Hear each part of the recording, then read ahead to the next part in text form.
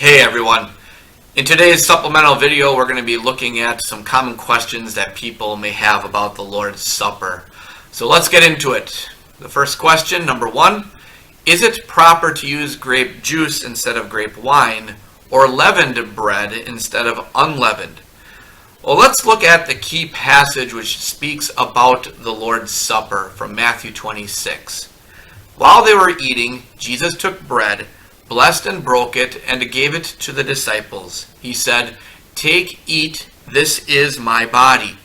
Then he took the cup, gave thanks, and gave it to them, saying, "Drink from it, all of you, for this is my blood of the New Testament, which is poured out for many for the forgiveness of sins. I tell you that I will not drink of this fruit of the vine from now until that day when I drink it anew with you in my Father's kingdom." Now, before we answer the question here, just a little story. I remember many years ago, I think this is back during my vicar year even, being asked by some high schoolers if instead of wine we could use soda or water. So I remember getting a little bit of pushback from these high school students when I said, no, we can't do that. But I think that it's important to keep in mind as we consider that question that we really, Jesus chose to use the elements of the Passover for a very good reason. And since the Passover was instituted to point people ahead to what Jesus was going to do, then it also means that God had an intentional purpose for making the unleavened bread and the wine a part of the original meal itself. So to answer the question, I guess you could say, typically it's best to use what Jesus used. And you certainly don't want to change the elements entirely, as those high schoolers were asking. Now, before we actually write anything down, hopefully you haven't been starting to write yet, sorry if you did, but how do we know that Jesus used unleavened bread? That is, bread without yeast. Well, we know because that's the kind of bread that was used in the Passover Seder meal. If you remember, before any Passover celebration, the Israelites were told in no uncertain terms that they had to get rid of all of the yeast from their houses. In fact, it was such a serious requirement that if anyone ate yeast at all, or anything with yeast in it, during the 7 days of the Passover festival, they were to be cut off from Israel. I mean, that's pretty serious stuff. So it's clear that Jesus then used unleavened bread.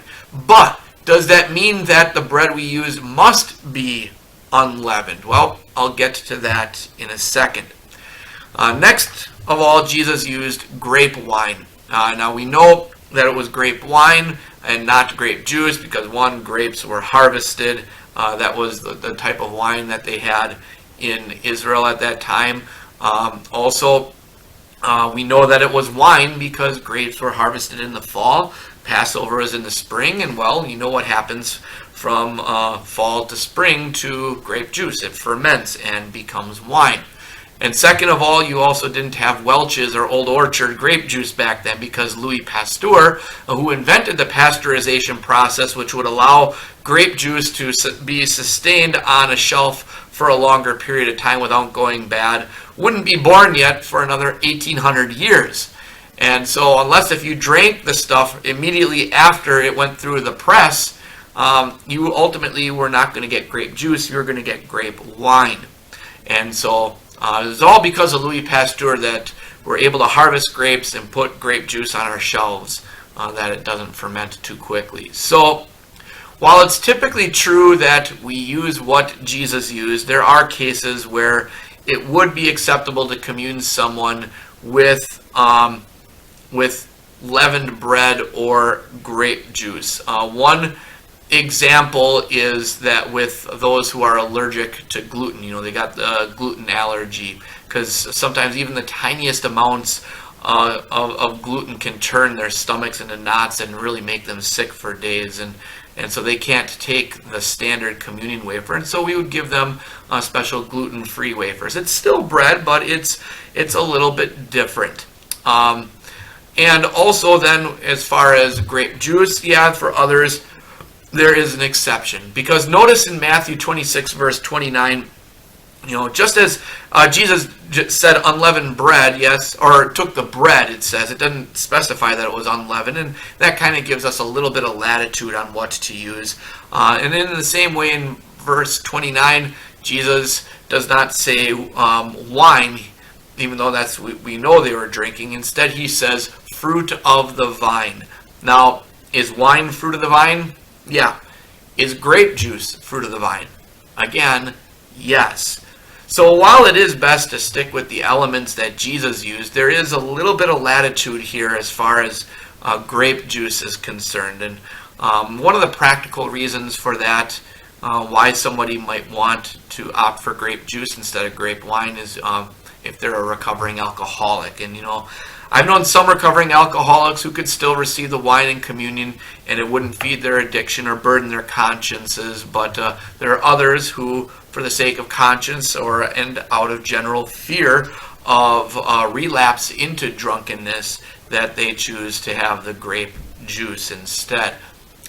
Another reason, also much like gluten for the bread, has to do with allergies, because sometimes people have an allergic reaction to something that's in the wine, whether it's the ethanol or maybe a specific type. The ethanol is a specific type of alcohol in the wine, or maybe something like the sulfites that are in the wine as well. And I've had people that I've ministered to who have those issues as well. So the overall answer, to summarize everything I said, the answer that you can write down on your sheet if you haven't written anything yet, is really only in special certain cases. Otherwise, it's really best to use what Jesus used. If you need to pause the video, go ahead to finish writing your answer. Otherwise, we will continue with the second question. Some churches use a large common cup for the Lord's Supper, such as Jesus used, and others use small individual cups, while some also use both. Is one better than the other? Well, the short answer is no, because what matters is not how we receive the Lord's Supper, but what we're receiving and why we're receiving it. It's much the same with how one receives the wafer. I mean, should the pastor put it into our hand directly or into our mouths? Well, someone might like the symbolism of the direct oral reception. Ultimately, how we receive it really isn't as important as what we're receiving and why we're receiving it. Now, personally, coming from the perspective of a pastor, I don't really care for it much.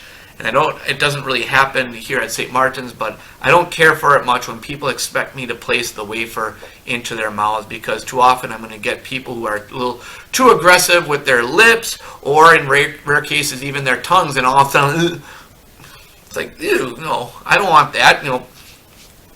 Keep your spit to yourself. And then there's other things that as well, like one guy I remember from my former congregation.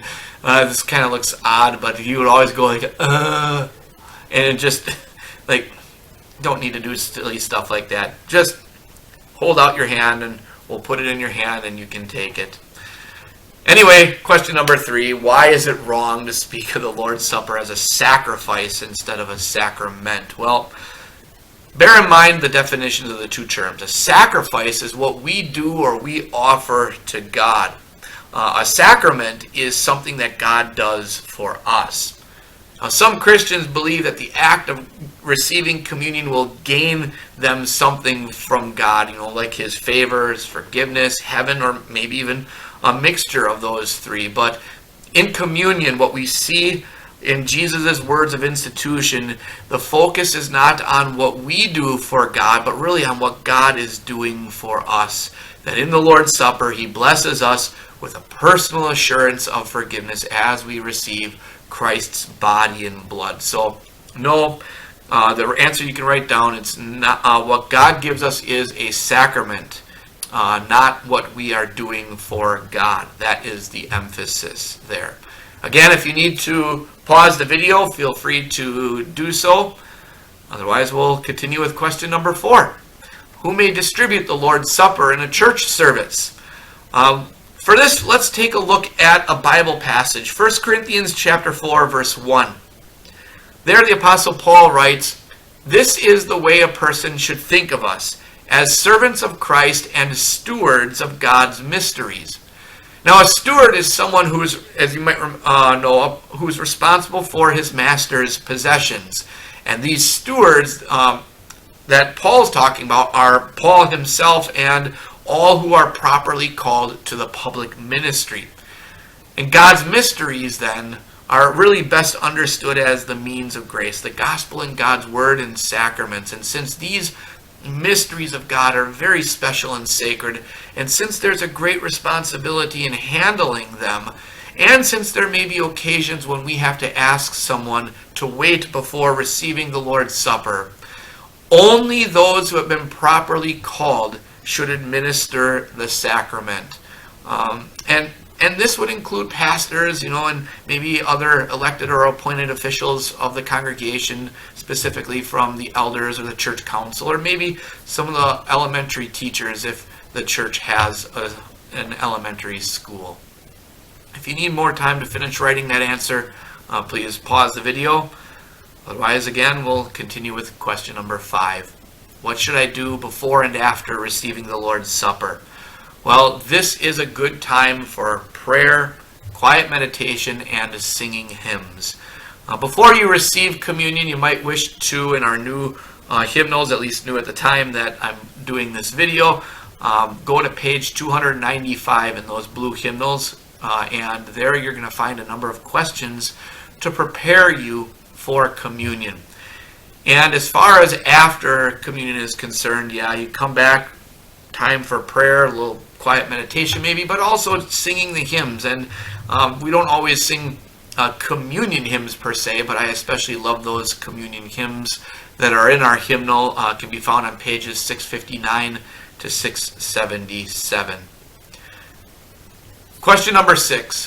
What if I am sick and can't come to the Lord's Supper? Well, a lot of times people from church see pastors really only one day of the week on a Sunday when they come to church, or maybe even less than that if they're not coming every single week. But the truth is that pastors are working more than just one day a week. In fact, often they're working just about in some way, shape, or form every day of the week. And one of those things that we do during the week is that we go and visit people in their homes or in nursing homes or hospitals who are too old or sick to leave their homes, or again, they're the assisted living places, nursing homes, or hospitals.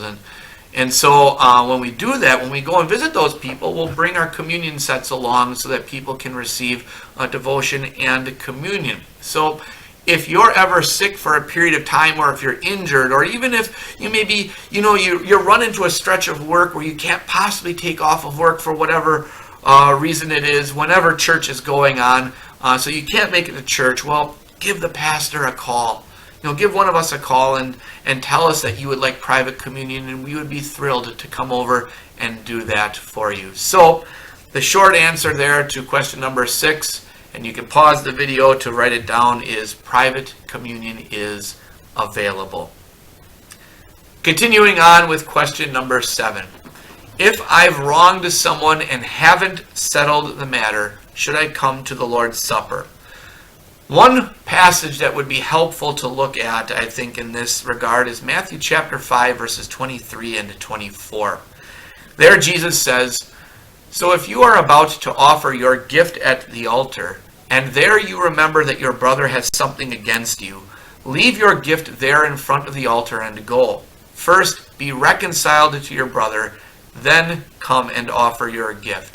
And I think we can see here that there's some similarities between the gift offering, communion, coming before the Lord, and the suggested wisdom here that,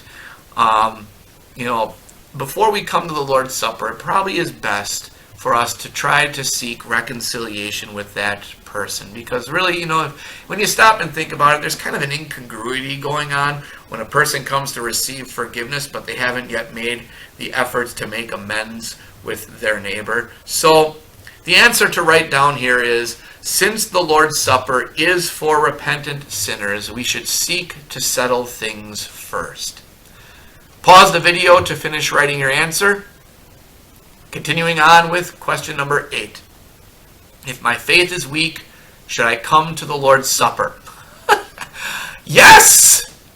Absolutely, because since the Lord's Supper strengthens weak faith, Jesus encourages all who are weary and burdened to come to him. Just listen to that in Matthew 11:28 and 29. He says, "Come to me, all you who are weary and burdened, and I will give you rest.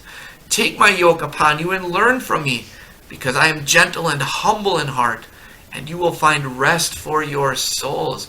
There's nothing that God wants more for us than to have peace with him, and that peace with him also leads to peace within ourselves. Peace for troubled consciences.